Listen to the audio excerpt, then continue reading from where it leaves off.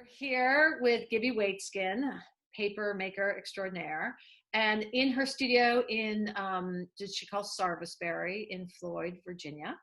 Hello, welcome everybody. I want to start this just to go way back and just give us a little information about how you even started making paper, what drew you to it, and like kind of the origin story of how this began for you. Really understanding that every plant fiber makes a different kind of paper. That's kind of how it all started. I've done some really large pieces over the years. How many years have you I've been doing it over 20 years now. Do you want to go see yeah, some? let's go see. Yeah, let's go. Yeah.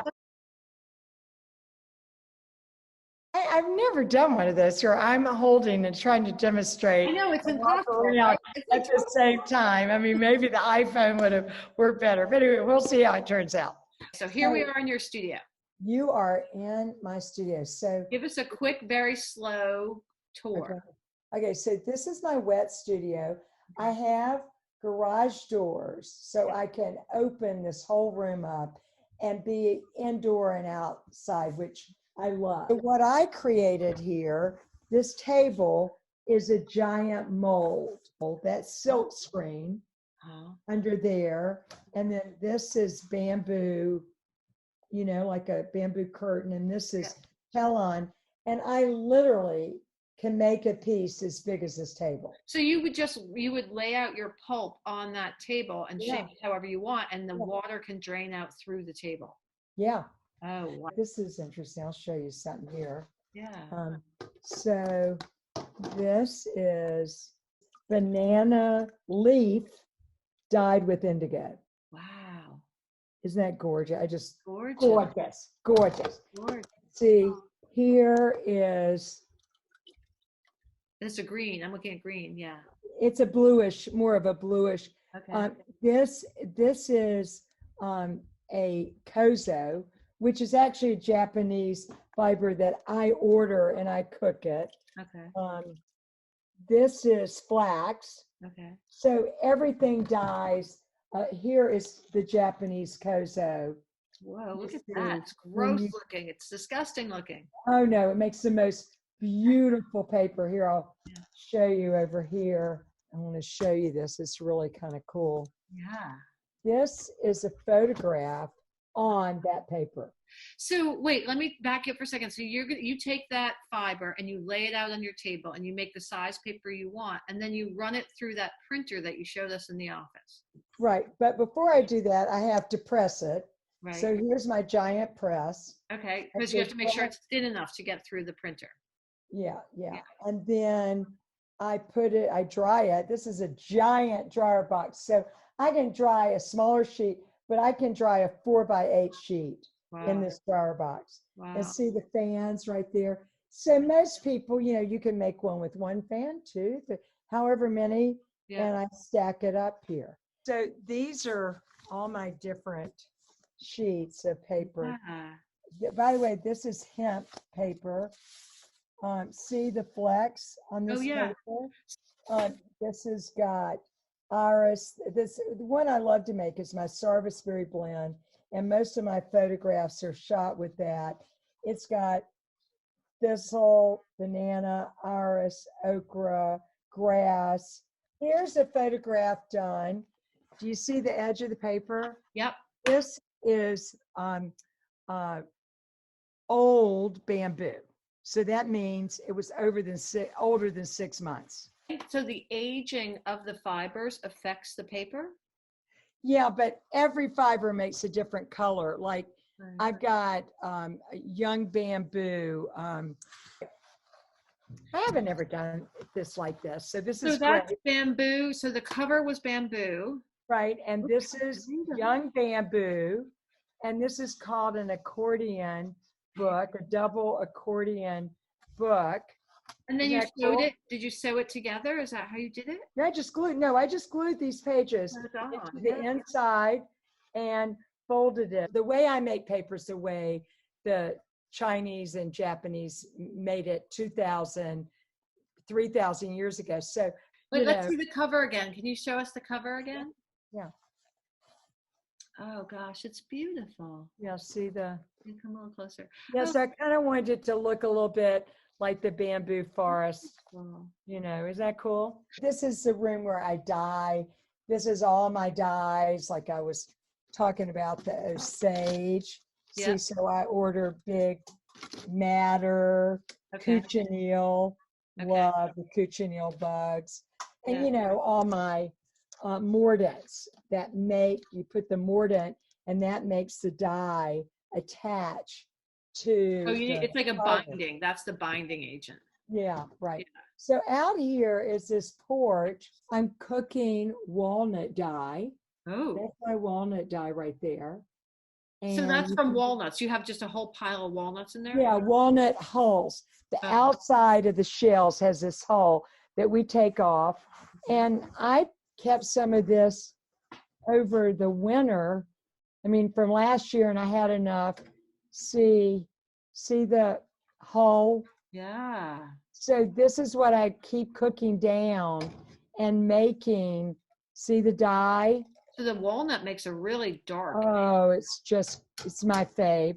This is some palm cooking. Somebody gave me this. I didn't grow this. They had a plant that was dying. So those are palm leaves. Yeah. You know, I wanted you to see the cooking area. No, I love that cooking area, but can you show us an example of what the walnut dye looks like once it's finished, like on some of your work?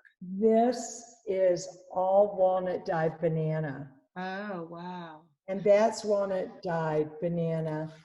And so you have the banana and you've cooked it down so that it's open and porous, right? So it'll accept the dye. And then how long does it have to be in the dye bath for? How long? With the walnut, to get this rich and dark, I might cook it for a day. Wow.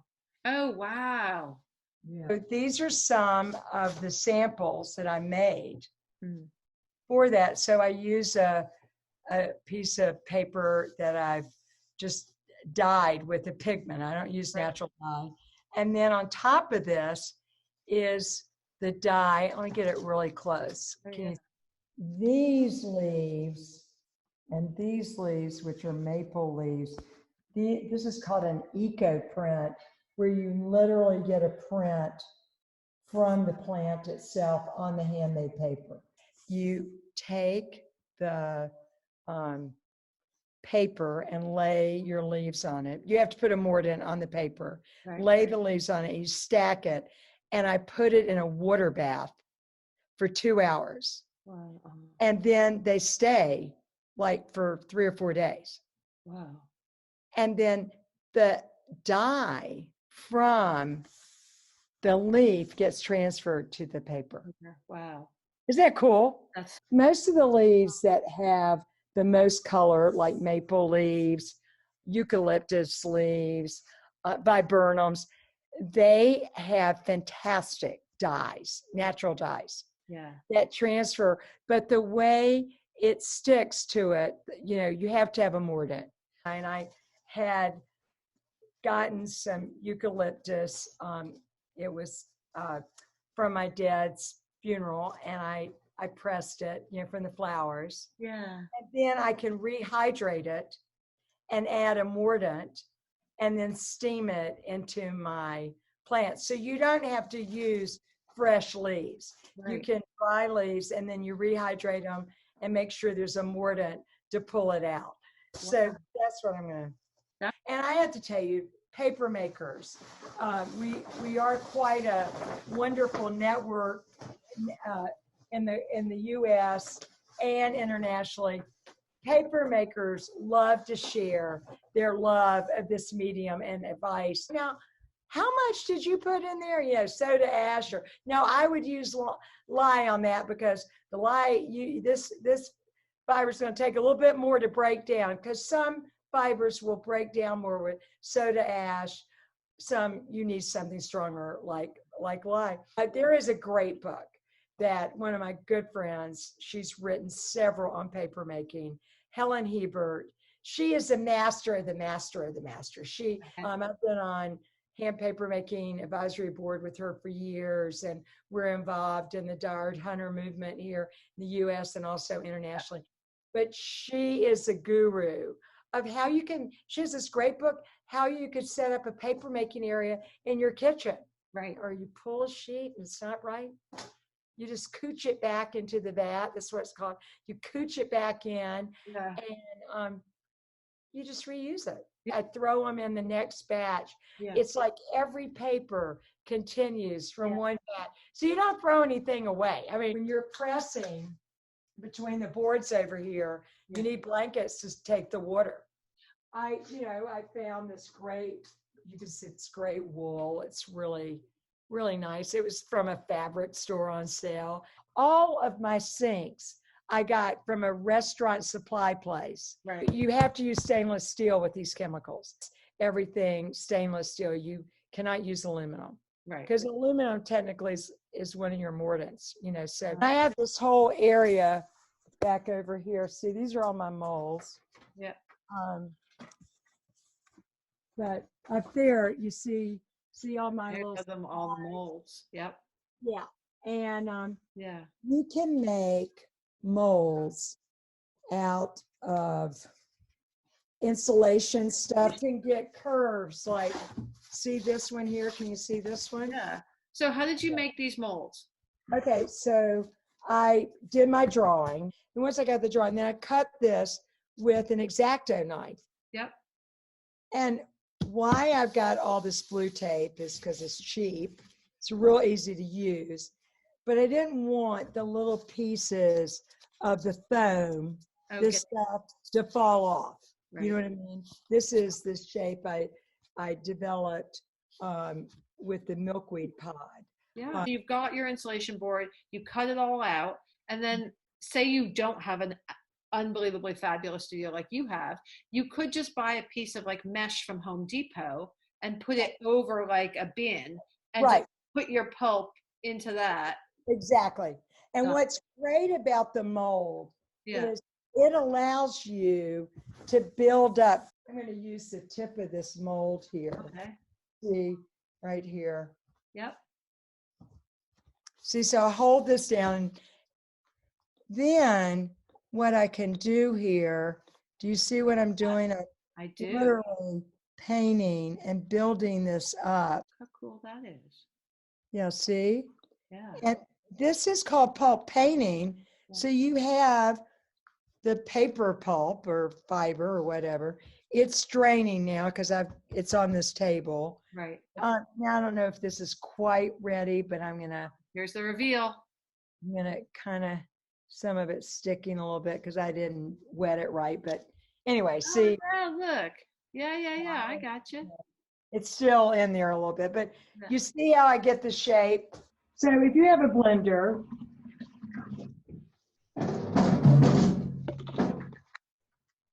now I probably should have torn this up a little bit. It'll probably get upset with me, and I'll have to. Let me just see how it's doing here. See? Yeah. Like a bluish purple. So this is my pulp now. I'll just put it in one of my containers. And I've got old freezers out there. Just freeze it and use it later. Yeah, rehydrate it. That's so cool. Yeah. So this has been amazing to get to be able to tour your studio and see all your work and figure out how and then do the process. It's been such a treat. Thank you so much. Well, I'm just honored to be part of it. Yeah. Namaste. Okay. To learn more about Gibby's work, please visit her website, sarvisberry.com.